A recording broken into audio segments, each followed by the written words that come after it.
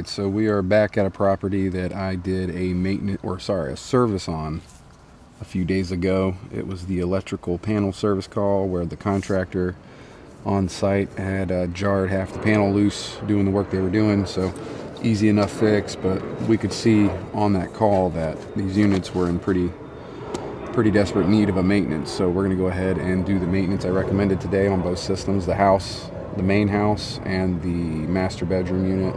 So here is our master bedroom unit that we checked out the other day. Refrigeration was good on it, but you know, we just did basic service checks. Today we're going to go through everything on the maintenance. So refrigeration one more time, electrical checks, amp draws, inrush start, capacitor check, and then we're going to clean this thing out because it was pretty dirty. Again, probably can't pick it up too good on the camera, but very dirty, very dirty. So I just want to say, I do like this little bag. It's just enough to hold everything you may need for a maintenance. So we'll see how it goes. And it's just a good looking bag, you know what I mean? Alright.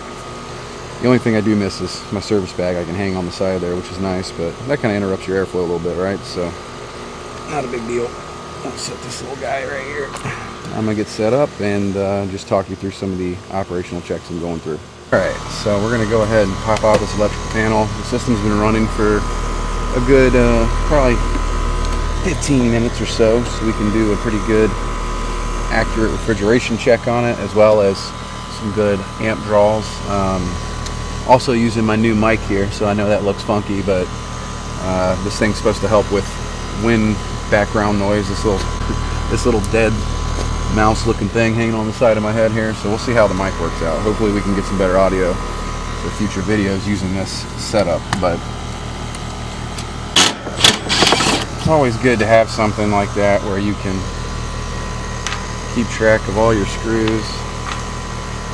Even put my little caps in there just so they don't go missing. Go ahead and grab my meter here, get our refrigeration stuff going. Yeah, I think this bag's going to work out really well for maintenance.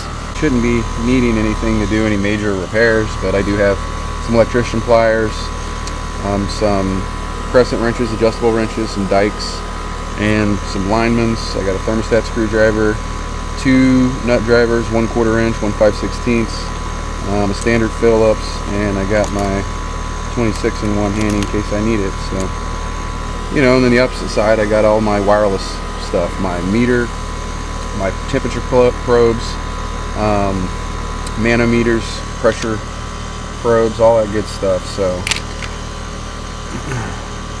R410A, we got a 1/2 degree of subcool, not so great. We got 20 degrees of superheat, better than the other day, but vapor saturation temperature is on 50. So that's looking pretty good. I have a feeling once I clean this coil out, our subcooling will get a little bit better. Between 40 and 50% capacity on the compressor right now. Fan load amps is 0.9, so we can check that neck. 0.5, 0.6, right at 0.6, looking good. Yeah. Gator clips are the way to go, man. Alright. 35 plus 5 plus or minus 10%.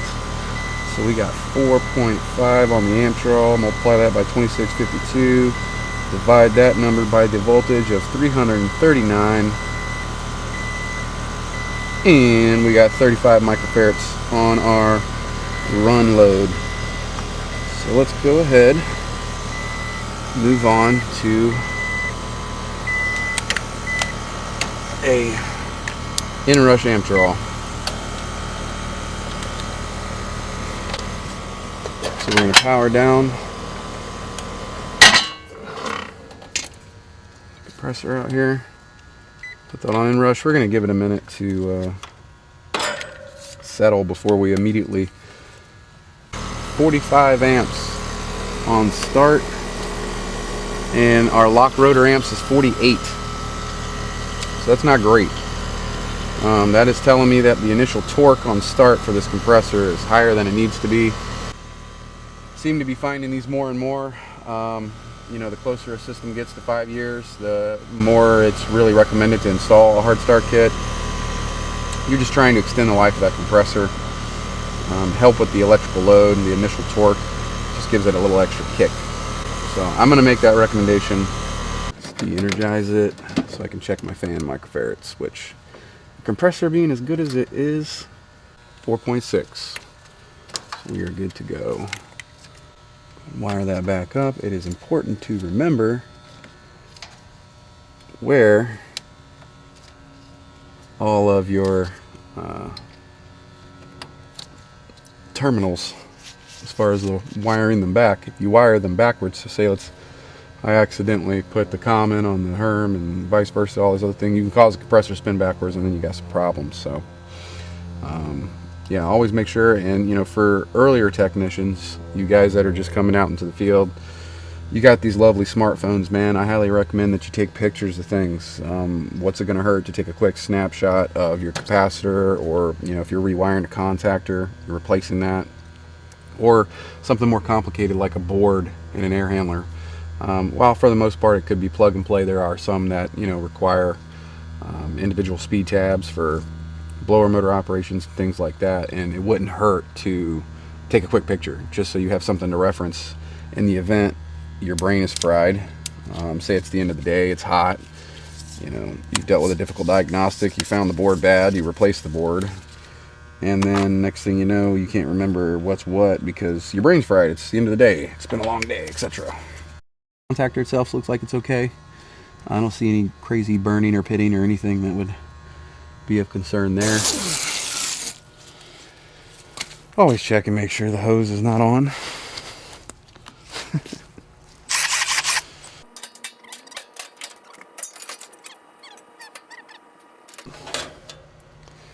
I mean, I've seen something like this, but also not quite like this. Now, I have seen snakes that have gotten themselves into disconnects right here. I've opened this up and they'd be like, not in this style, but when there's a little gap up here, I'd see them tucked in up into there. You know, they do that during colder weather. They try to get some warmth from the electricity. I've seen them in electrical panels like there, back in here. I've seen them in the bottom, wrapped around compressors. So here's a piece of them here, and this is where I wear gloves. I don't know if I can quite get that out. Close enough. Here's the rest of them.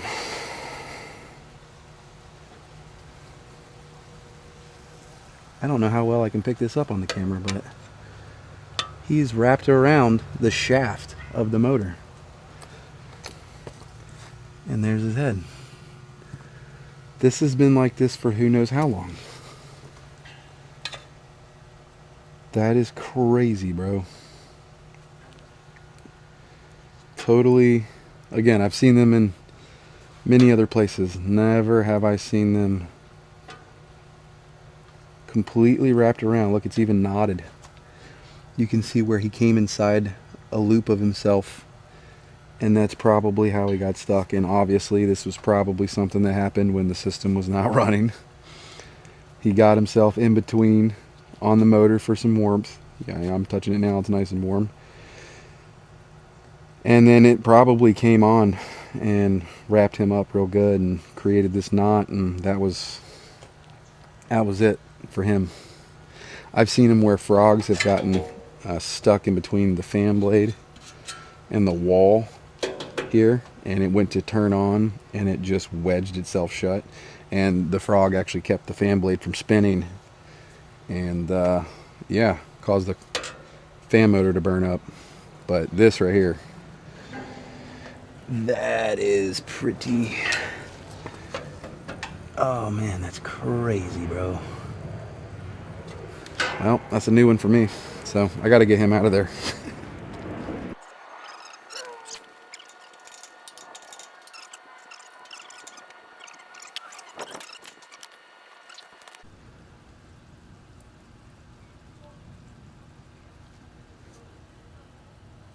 Crazy. All right, I'm gonna go ahead and wash this thing out now.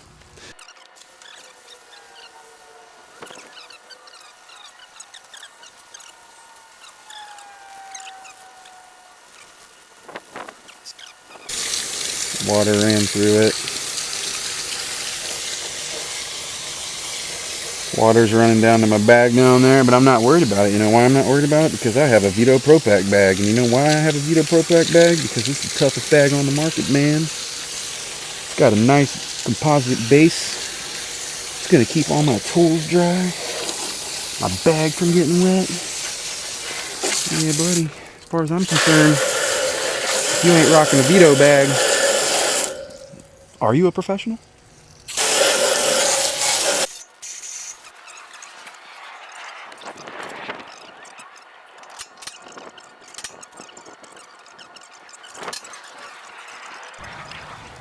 Alright, so I'm going to go ahead and just check the liquid side rather than hooking everything up. I'm going to hook up the liquid side, check my subcool. Now, subcooling refers to the method in which the condenser rejects the heat. It is leaving the compressor as a high pressure, high temperature vapor. That's the job of the compressor, right? It takes in a superheated vapor. It then compresses it into a high pressure, high temperature vapor. It then goes through the process of rejecting heat in the compressor. And when it rejects the heat, about halfway through the coil, condenser coil, we're going to have our saturation temperature, where we then start to go from a vapor to a liquid. By the time it comes out here at the exit for our condenser coil and starts to head back to the metering device, it is now a 100% liquid, 100% 100% subcooled liquid. So that is just a reference into the heat rejection we get. Alright, so we got the vacuum hooked up to the drain line. I already got a pretty good amount of stuff with the field getting pulled, so we're going to go inside and make our way up to the air handler next, which is in the attic, and just take a look at it. Oh, this is where the low voltage wiring happens. It's coming in through the bottom of this cabinet. Here's your composite plastic base, drain pans on this side, transformer, which is taking in our 240 and transforming it into 24 volts for the communication side of the equipment.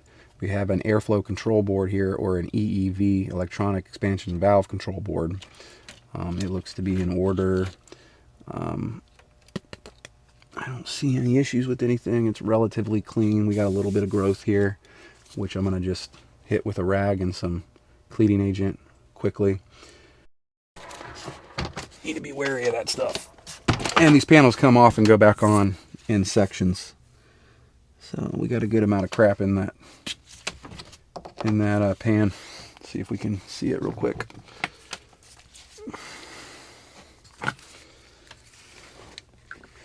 See all that down in there? That yellow slime, that gross stuff? That's a problem. Yeah, that needs to be cleaned out. That can cause a failure with the primary switch. Can cause a premature drain line back up. So we're going to get my vacuum tools and get that all vacuumed out properly.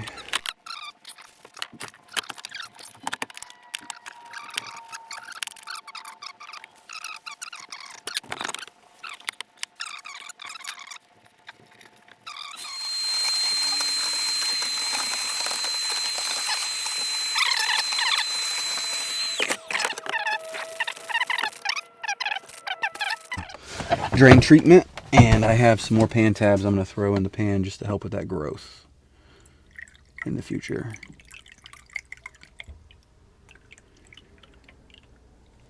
Whoa. That's why I carry rags. I usually have a funnel, but I need to replace it apparently.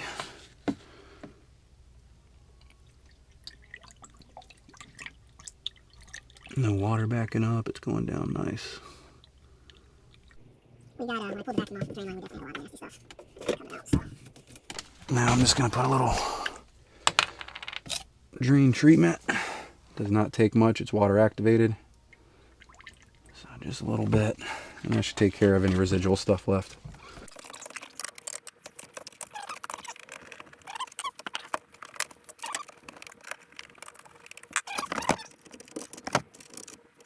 I'm gonna go ahead and change this while we're waiting for. Oh yeah, that's nasty. Yep, desperate need of changing. Make sure we put our airflow errors back. Like I said, most people consider these 6-month filters, but realistically with tile and wood floor and pets and kids and all that stuff, it's more like 3 months. Whereas your standard 1-inch filters are more around replacement every month. So it's best to just get cheap filters and replace them often versus more expensive filters and only changing them every 3 to 6 months. But that is the homeowner's discretion. I can only make the recommendations.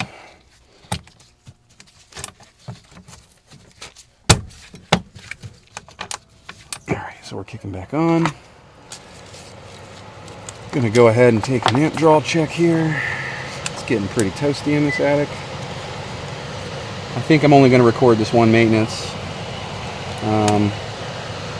We have an amp draw of 1.2, so we are well within our range there. The other system's 13 years old. It's probably pretty nasty, but they're probably closer to changing it than anything, so I'm only going to do routine operation check.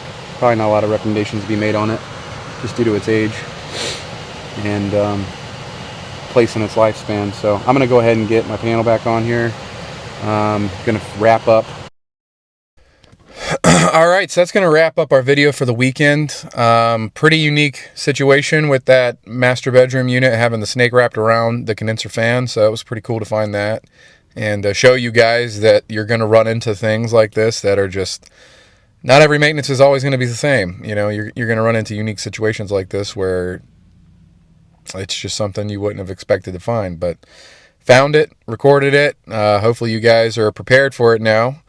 Because that is unfortunately part of the job, is you're going to run into some critters from time to time, especially in the attics. But yeah, these winter months we get down here in Southwest Florida, there's not a lot of them. But when we do get our, couple weeks, 1 month of winter where temperatures drop, you're going to find that reptiles and all the likes are trying to find sources of heat. So they typically navigate towards the condenser. Definitely made a huge difference. We had a 12-degree temperature differential on the master bedroom system, and after changing the filter, cleaning the coils, we got back to 18 degrees, so looking much better on that. I did recommend a hard start kit for the inrush amps on that compressor, for its age and for the amount of amps it was drawing on start and how close we were getting to the lock rotor amps. It was definitely a good recommendation to make, and the homeowner saw that, so they're going to go ahead and add a hard start kit to that system. I'd like to also add that the Vito Pro Pack, that little open bag, man, that was great for that maintenance. I think that's going to make a great maintenance bag. It's got just the amount of room I need for the necessary tools to perform the maintenance. It's just a good bag. It was light. It was easy to carry. It was easy to get up in the attic. Yeah, I really like that bag. Vito Pro Pack did an excellent job. It's my first open bag. Like I usually have ones that close up and all this kind of stuff. So it's the first one I've had that's actually open and accessible. Really enjoyed the bag. It's a beautiful bag. Highly recommend it. Vito Pro Pack is the way to go. And that'll be it for today, and hope you enjoyed the video. If there is anything, again, that you would like us to work on in the lab, any kind of videos we could create, any questions you may have, or just content in general that we could recreate in the lab for future lessons, please leave comments below.